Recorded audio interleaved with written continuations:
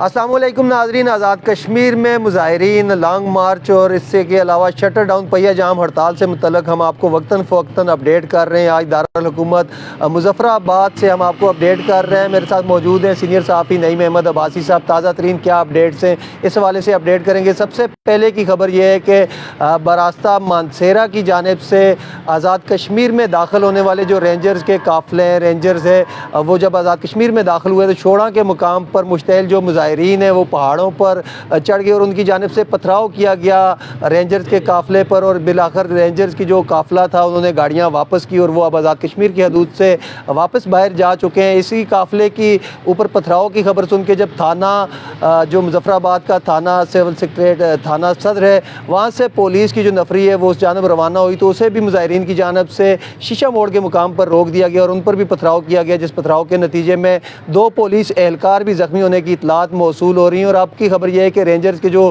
काफ़िले आज़ाद कश्मीर में दाखिल हो चुके थे वो वापस आज़ाद कश्मीर की हदूद से बाहर जा चुके हैं। इसके साथ साथ लॉन्ग मार्च के शुरा जो हैं वो दीरकोट में जमा हो रहे हैं। इस हवाले से अपडेट करने के लिए मेरे साथ मौजूद है नईम अब्बासी साहब, इनसे बात करेंगे। सर, क्या अपडेट्स हैं लॉन्ग मार्च की, कब तक ये मुज़फ़्फ़राबाद पहुँचेगा, मुतालबात से मुतल्लिक़ क्या आपके पास अपडेट हैं, क्या मुज़ाकरात हो रहे हैं, मुज़ाकरात में किस हद तक पेशरफ्त हुई है?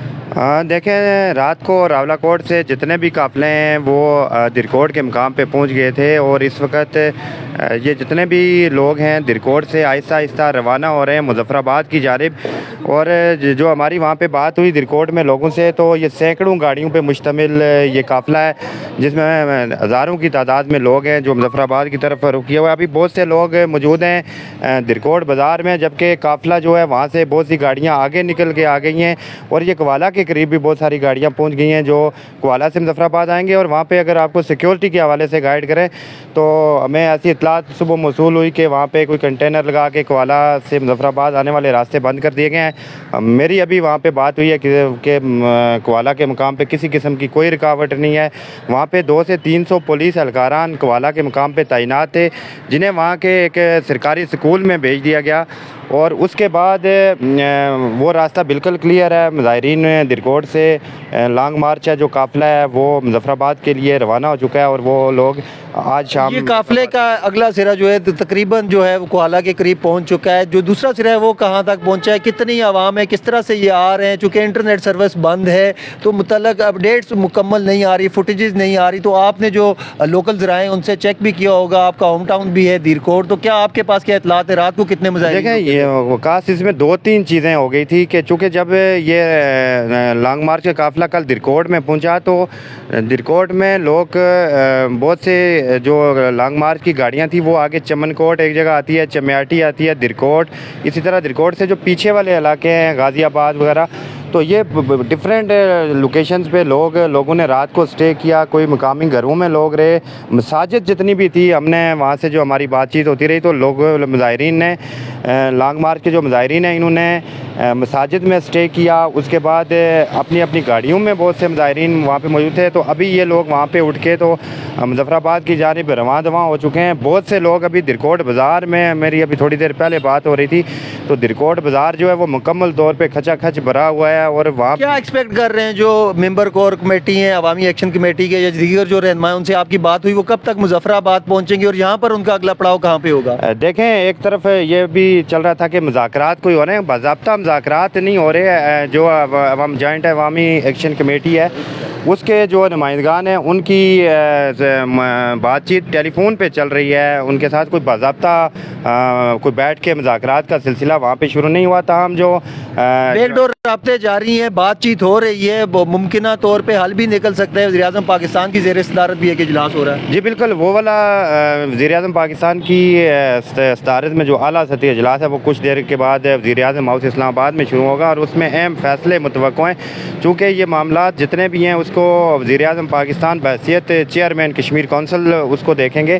तो ये वज़ीर-ए-आज़म पाकिस्तान के मैंडेट जो मुतालबात हैं उनसे मुतल्लिक़ आपके पास क्या अपडेट है, किस हद तक तस्लीम करने को तैयार हैं? चूँकि पैदावारी लागत पर आज़ाद कश्मीर के शहरियों को बिजली की फराहमी से पीछे हटने को तैयार नहीं है, अवामी एक्शन कमेटी थोड़ा सा भी उसमें नरमी दिखाने को तैयार नहीं है, तो क्या ये मुतालबा भी डिस्कस हुआ है, तस्लीम हो सकता है?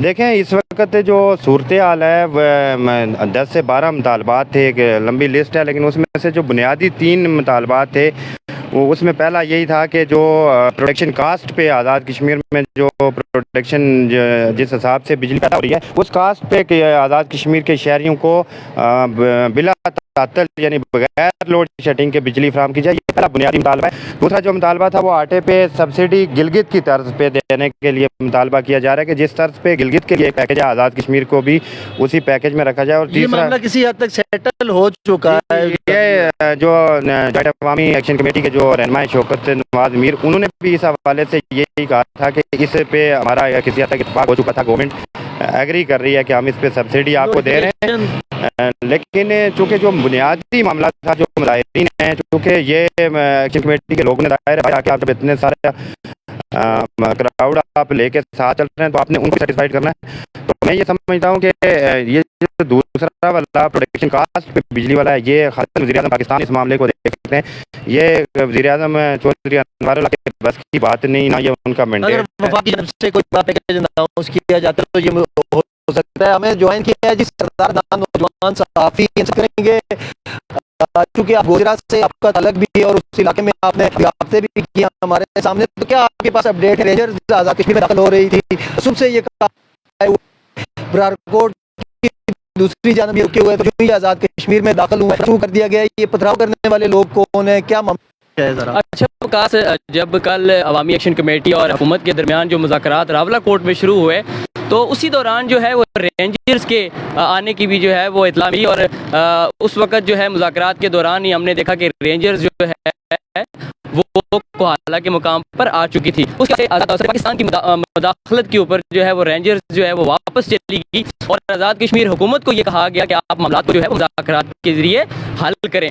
उसके बाद आज सुबह की ये डेवलपमेंट हुई है कि ये वाला रूट छोड़ के वो अपना रास्ता जो है वो बरार कोर्ट की तरफ से रेंजर्स ने आने की कोशिश की, लेकिन पहले तो जो है वो गड़ी की हदूद में करीब 3 घंटे उन्होंने वहाँ पे स्टे किया और उसके बाद उन्होंने ये किया कि वहाँ से बात की जो सदर है उनको रिसीव करने के लिए यहाँ से गया, लेकिन जब उन्होंने दाखिले की कोशिश की तो बहुत सारे लोग जो हैं वो जो शहरी हैं वो पहाड़ों के ऊपर खड़े थे और उन्होंने उनको रोकने के लिए